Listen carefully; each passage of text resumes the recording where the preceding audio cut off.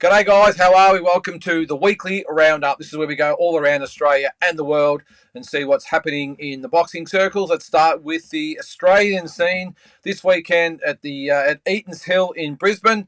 Ace Boxing presents the IBO World Cruiserweight title fight between Floyd Masson, 13-0, coming up against Belgium fighter Yves Nagabu, who's 21-2. That's the main event over 12 rounds. So a big fight for Floyd Masson, making his second defence. Also on that card, Benjamin Kelleher will take on Luke Modini over 10 rounds for the Australian Cruiserweight title. Benjamin Kelleher, 16-5-2. Modini, the undefeated challenger, 9-0. Adrian Rodriguez, 13-6-2, will take on Lewis Chadwick, who's 3-1 over 6 rounds in the middleweight division. Plenty of words being said between those two, so that should have a fair bit of fireworks in that one. Taylor Robinson, 8-1, will take on Hama Yesti, 1-1-1 over 8 rounds in the super flyweight division. Going on to good things, Taylor Robinson. Hopefully we'll have a world title fight on her hands in the next 12 months. Bryce Hegarty, also on that card, 3-0, will take on Clinton Elliott. Is making his debut over 4 rounds in the super middleweight division. If you want to watch that fight, the Ace Boxing card from Eaton's Hill in Brisbane, Australia, it's free on the Ace Boxing YouTube page from 6 p.m. So free on the Ace Boxing YouTube page from 6 p.m. Catch all the action live and free.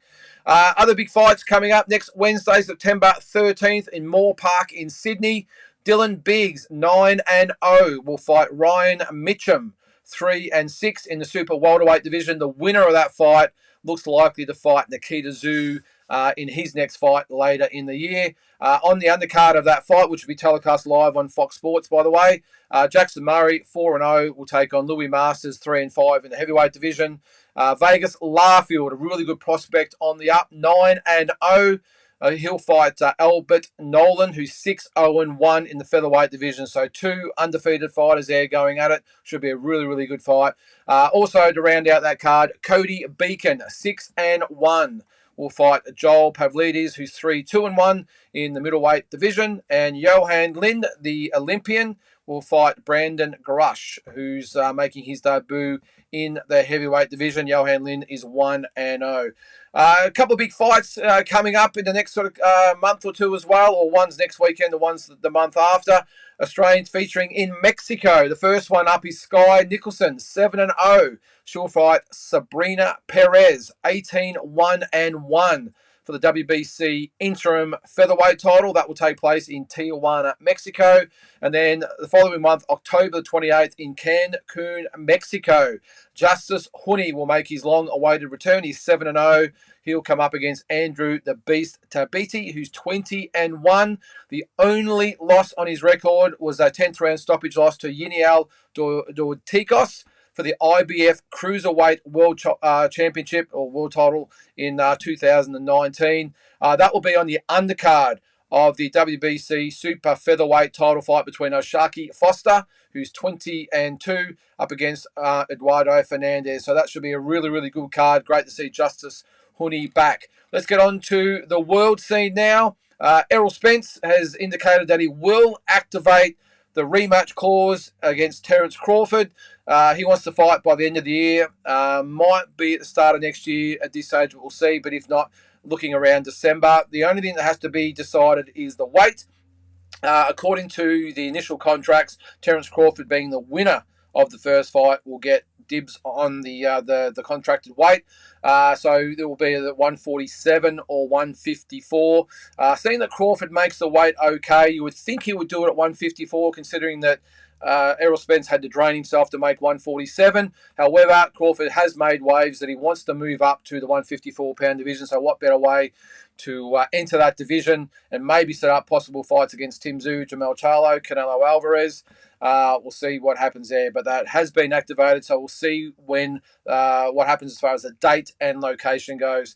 Speaking of Terence Crawford, he has said, of course, that he wants to maybe fight Canelo Alvarez down the track at 168.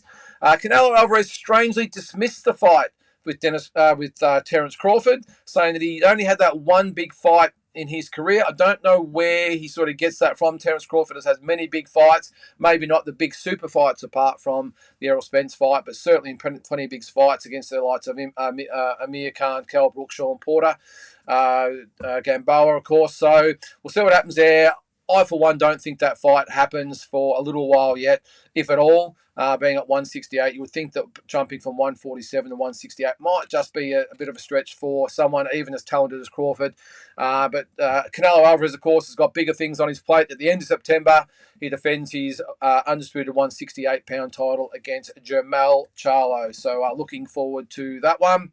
Last weekend, seems like an eternity ago, Liam Smith lost the rematch to Chris Eubank Jr. He was stopped in the 10th round.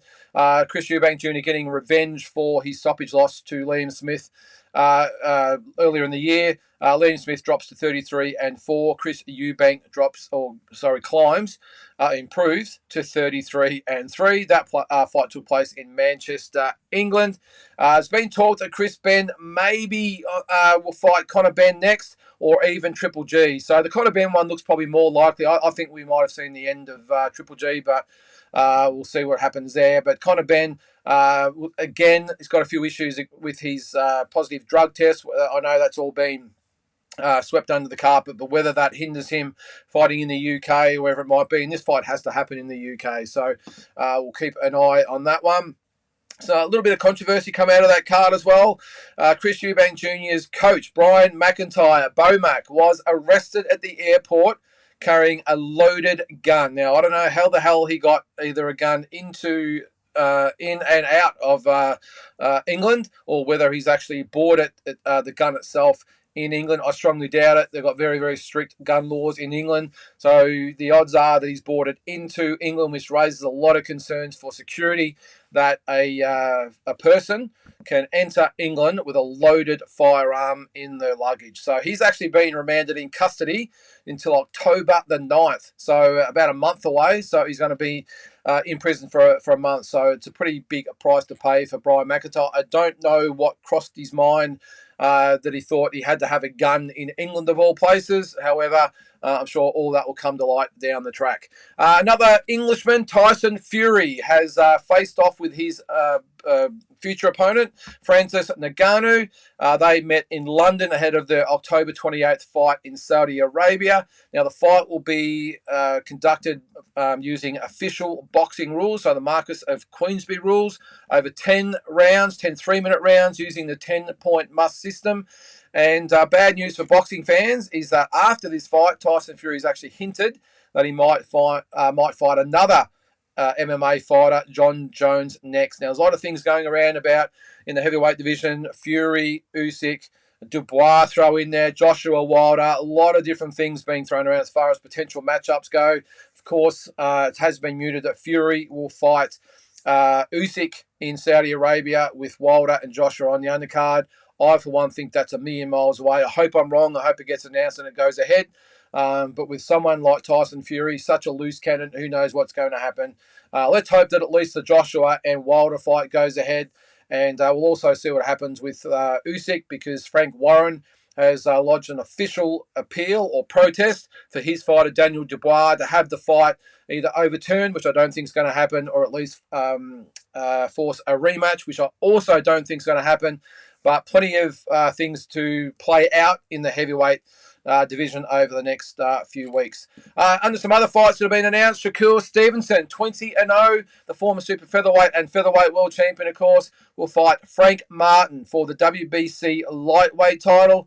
Is it sort of the interim? Haney will be the champion in resets, or however you want to call it, but it is for a version of the WBC lightweight title. That fight will take place either on November 16th in Las Vegas or December 9th in New York. So really good fight. I think I favour Shakur Stevens at this stage, but that should be a really, really good fight between, again, two undefeated fighters. Speaking of Devin Haney, his fight with Regis Prograis has been or will be rescheduled for either late November or early December. Haney 30-0, Prograis 29-1. So Haney has been talk he will go back to lightweight no matter what happens, but I think it's going to be pretty hard to go from 140 back to 135 unless it is a Stevenson fight. or maybe Tank Davis. So we'll see what happens there. Dimitri Bivol, 21-0. He's going to defend his WBA light heavyweight title on either December the 2nd or the 9th in Saudi Arabia. Finding it hard to get opponents at the moment is Dimitri Bivol. Of course, Beterbiev has got his hands full with Callum Smith coming up.